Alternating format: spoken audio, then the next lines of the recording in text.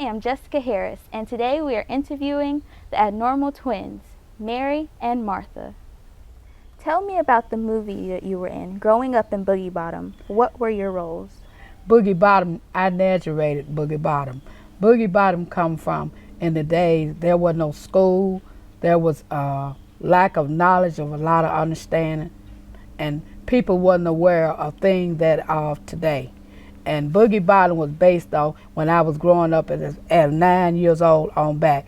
And we didn't have things to play with. We had to play different roles. We had to play different things, as you know, throwing marbles, and we had to play hopscotch. We didn't have anything. And then my parents had to work on the plantation as a girl, and we had to eat peas and pinto beans and cornbread and Kool-Aid. Sometimes we know what a chicken was when my daddy had to wring it out the yard and eat that chicken.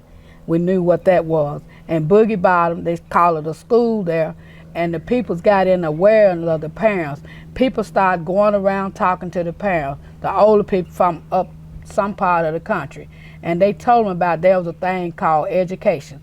And the parents, some of them, they had to learn them how to do the babies, how to treat the babies. And I would wonder the little girls what they had to come in and train my mother about how to help take care of your children.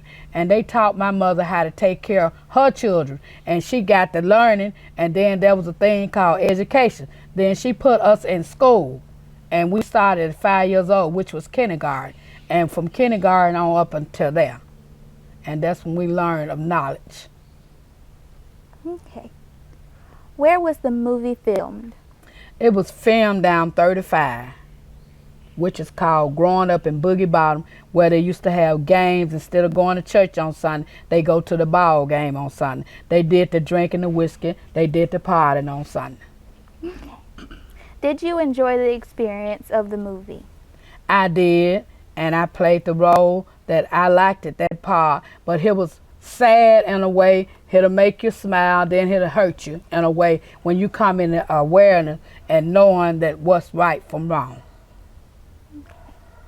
I understand that you are a writer and that you have written books. Can you name the first three for me? I can name the first ones of the abnormal twin. That's me. The second one is the ghetto child. I am the ghetto child. The third one is about my mother, Mary Buckley, the magnolia tree. She has a book called The Magnolia Tree. She has 5 generations, and each root represents a generation of her children. Okay. And where did you originate from? I am from up the valley, 35. That is my home. That's where I was born. The family? It was 5 siblings, and we lost one of our brothers, which is named Johnny Buckley Jr. He has deceased. I have Odell Buckley, James D. Buckley, Martha Buckley, and Mary Buckley. I wrote the abnormal twin because I was going to school, and they had each student to do a presentation. And they asked me, what would your presentation be? And I told them this. I said, I'm going to do a book one day. And I thought about it when I was 9 years old. Ever since I was a little girl, I wanted to write a book. And I never got the opportunity. I never got the chance. Somebody gave me a chance, thank God for it. And I wrote the book. I did the presentation. They thought I wasn't, but I come back and showed them the book. Because I have seizures, and my twin have seizures. We can't drive a car.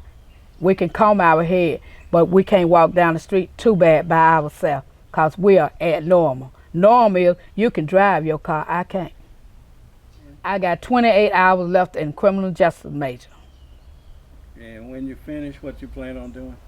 I plan on still studying the twins, trying to do a survey on twins, studying the twins' brain, because that's all I know, twins.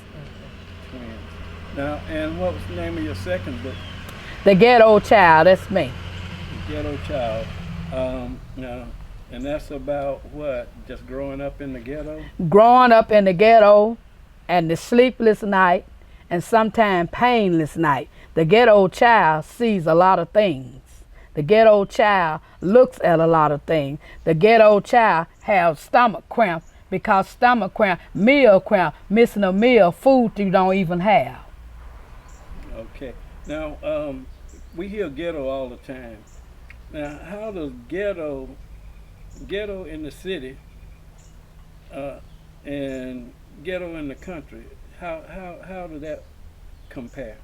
Ghetto in the city, ghetto in the country, which means sometimes you have heat, sometimes you don't have heat. You don't have food, and then the ghetto, you have his dirt. In the street, you have streets in the city. In the country, you don't have street, you have the dirt road that go down in the mud. That is the difference. Okay, and would ghetto have anything to do with education? You don't have the opportunity to go to school or to wear the nice things and all that kind of stuff? The ghetto have lots to do with education, because in the ghetto, you're going to think from the ghetto. You're going to think down level low. From the ghetto is the level low, and you're going to think that way. And a lack of education, you don't know much about education because there's nobody much to teach you about education in the ghetto. So what they do teach you is how to hustle? How to hustle and get what you want from there. Go ahead, break it down. For the women to know how to get the money from the men. The women that get the money from the men, they teach you how to hustle right. And then you got the men that know how to find a woman that's working and get the money from her. Get the money from her. From the sugar mama and the sugar daddies. All right. Okay. Now, in your third book. It's talking about the magnolia tree, which is my mama, the magnolia tree. And it's talking about her, and it's talking about when she, in the days when she come up, she was telling me, I dictate from her what she told me when she was a girl, how she come up, that she didn't have things that she needed. She's 96 years old. Of course, some of you know what I'm talking about, but I don't know all the way. And she told me how it was lights only when she was a girl, wasn't no electric lights. And she told me they had to bring coal oil lamps. She also told me about a mule and a wagon they had to ride. I don't know about that. And she told me all of these things. And I concluded her book on the night when the president made election, President Obama. It's in this book too, The Magnolia Tree. Okay. Now, which, I understand you're going to turn one of those books into a movie. Plans to, the Lord's will, turn in the Abnormal Twin into a movie. Okay. Now, does that have something to do with because you was in a movie before and now you want to do yours, or what motivated you to do that? Because I didn't finish with the whole strip I wanted to do in a part 2 with Boogie Bottom. It co-end together. Okay. So, the name of this book is movie is going to be what? Growing Up in Boogie Bottom. Growing Up in Boogie Bottom. Okay. And tell us a little bit more about Boogie Bottom. Boogie Bottom is a place where in the days the young kids didn't have nowhere to go. Of course you can go to your neighbor house during that time. They may have had the windows up. You can go there, the door was open, you didn't have to knock and go in. You could go in, everybody would have greet you. The older people would have greet the kids that stay in the yard, don't go in the house, stay in the yard and play. Sundown, they come, they known to send you home to your parents for night. But in today, they don't send them home at night, they let them stay there. But during that time, Boogie Bottom, they stayed there. Kids didn't know what lights was because we used to walk in the dark. Boogie Bottom, it sounded like it had a club down there. Boogie Bottom was the club. Boogie Bottom was the club where they used to play ball and drink the whiskey. Everybody would be from house to house in Boogie Bottom. Okay. There was lots going on there. Even the church on Sunday. But when they leave the church, they come right back to the bottom. Right back to the bottom. But they didn't have a building per se, a club building. They didn't have a club. Okay, so they just had their coolers or... They had, in the days, it wasn't no coolers. Mm-hmm. And in the day, it was fruit jars. They used the fruit jar. Homebrew. That's what they had. They didn't have, and then they sell candy and different things at people's house. The man come around with candy and cakes and sell, and they call it this thing, some of you not be aware of, they had a rolling stove. And when the Rolling Stone used to come out, leave with all the candy, then the older people come out with their fruit jar. Some of them had whiskey stills. I was a little girl, I still can remember. They had whiskey stills, and they had all of that, and some of them was making homebrew. So when you do this movie and people come out to watch your movie, what will they take away from this movie? You know, what will this movie teach them about Boogie Bottom? Hopefully what they'll take away from the movie and keep it inside of them, they'll inside think about how the lack of knowledge have come so far on today, and it was then. So you're saying that the children they're a little smarter today, but they're not wise.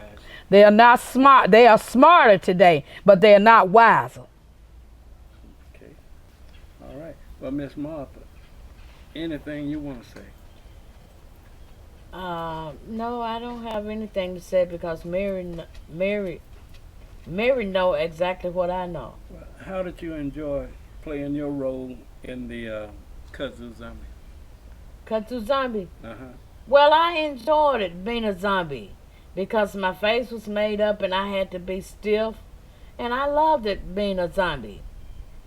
The 2 years, how have you seen the state of Mississippi change? I have seen the state of Mississippi change, and so much since I'm 62 years old, because in 1969 there was black on black. In 1970, I think it was immigration, and that's when we started going to school, black and white. Okay.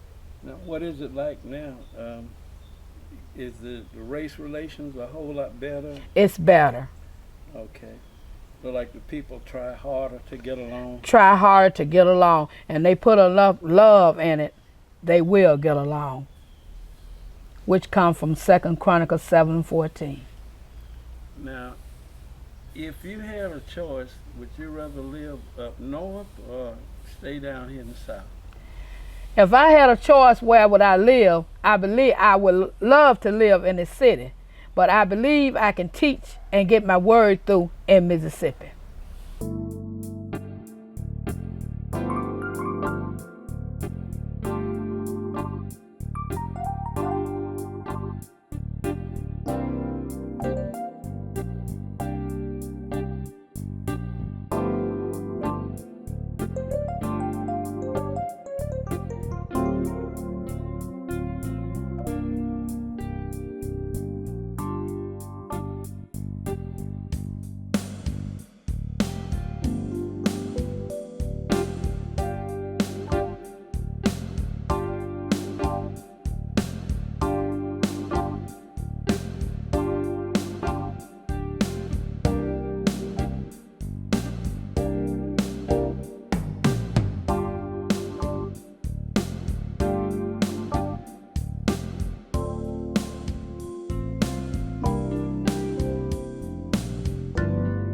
Welcome to Boogie Bottom.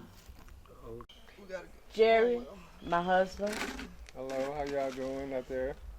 Joe Jenkins, my brother-in-law. How you doing? Lisa Thompson, my friend. How you doing? That is Sweetie's named after her. 96 years old. Sweetie's birthday club.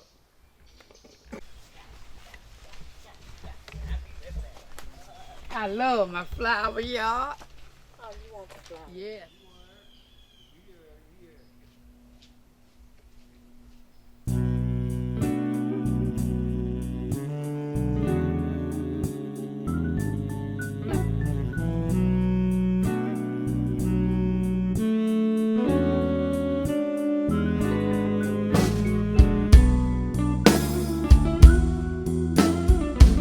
Here in Boogie Bottom, which is Enid, Mississippi, Mother used to take us to church here, and we stayed down here. And after church, she would bring us back down the road here, and we would go to the ball diamond, which is Kiting Planet there now, and we would play ball. The older people play ball. We would play games and run around, hopscotch and all that, you know, good stuff we would play. And after hopscotch, the game would be over about 6 or 7 o'clock. time to time, and Mother would get us, and we would go down the road, hopping and skipping and going down the road, thinking what the next day gonna be, hoping it be Sunday, after church sometime on Sunday. Well, Monday we'll be getting ready to go to the kiting field and pick some kiting, hoping when we pick kiting we'll be able to go to the fair. You know what I mean? In the days, and we would pick enough kites, we'll have 20 pounds, it'd be about 20 cents. We can get up, scrap a little money to go to the fair and play hop-the-scotch till we get to kiting field. Here at Boogie Bottom, Mary got sick. As us being, Mary and I being two twins, I went to the morning bench and I got a religion. So the preacher asked me in the church, said, why you want to get a religion? I said, no, sir. I said, I want two religions. He said, why you want two religions? I said, because Mary's sick and I want to get a religion for Mary too. So I came home and I told my daddy, I said, Daddy, I got a religion. Daddy said, read it the next day. Said, Bay got a religion. Said, we got to go buy her a dress Sunday so she can get baptized. And Daddy said, if Bay ain't been born again, she go on that water, she gonna drown. I said, Daddy, I ain't got no religion. Daddy, I ain't got no religion. I'm so glad, Lord, I got good religion. I'm so glad, Lord, I got good religion. I'm so glad, Lord, I got good religion. And my feet been taken out tomorrow's clay. One day, I went out to pray. My feet been taken out tomorrow's clay. I met old Satan when I was on my way. My feet been taken out tomorrow's play. He said, my child, you're too young to pray. My feet been taken out tomorrow's play. I started running, Lord, got good religion. I started running, Lord, I got good religion. I started running, Lord, I got good religion. And my feet been taken out tomorrow's clay. It's in my heart, yo, I got good religion. It's in my heart, Lord, I got good religion. It's in my heart, Lord, I got good religion. And my feet been taken out tomorrow's clay. One day, I went out to pray. My feet been taken out tomorrow's clay. I met old Satan when I was on my way. My feet been taken out tomorrow's clay. He's my child, you're too young to pray. My feet been taken out tomorrow's clay. Oh, Lord, God, good religion. Oh, Lord, God, good religion. God, the feet been taken out tomorrow's clay.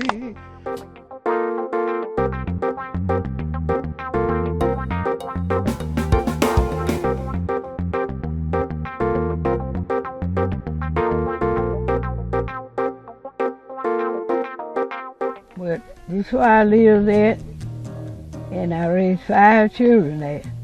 I raised 2 twin girls and 3 boys. And so we had a wonderful time.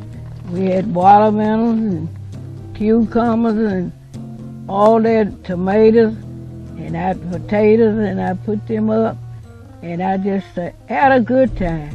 We didn't have no washing machine. I had to wash on a rub bowl and get water out of pump. And so later on in the year, they give us electric out there, and we turned around. Then we bought a washing machine, and the washing machine was out then. They wasn't like these now. You take your wringer, to wring the clothes, you take your thing and wind it in clothes, fix your clothes. And so we had to drink pump water. We didn't have the water we got now. We drank pump water. And we cooked on a wooden stove. And we had a wooden stove. And then we get up early morning, fix the children oatmeal. Then I go to the field and chop cotton. And when I chop cotton, at the time we would tell what time to get off. The sun straight up in the air. They said that's time for us to go home and eat dinner. We go home and eat dinner and come back. So my oldest son, I would make my bread up and put it in the stove and tell him when 11 o'clock comes that take the bread out. So I had an ash pan sitting up on the stove while you wreck your ashes in, get too full. He dropped the cornbread in the ashes, in the coal, and then he got it out and put it in the stove and made it smooth all over while you couldn't see. We went to the table to eat, and we cut on it and cut nothing but fire coal. And I said, boy, what you done to the bread? He said, I dropped it, but I put it back in there. And it wasn't nothing but ashes. And so we go back to the field at 1 o'clock. Then I had turned around and cooked dinner, because he had done me eat milk and bread. That's what we were going to eat, milk and bread. But I had turned around and cooked more bread. Then 1 o'clock we had to go back to the field.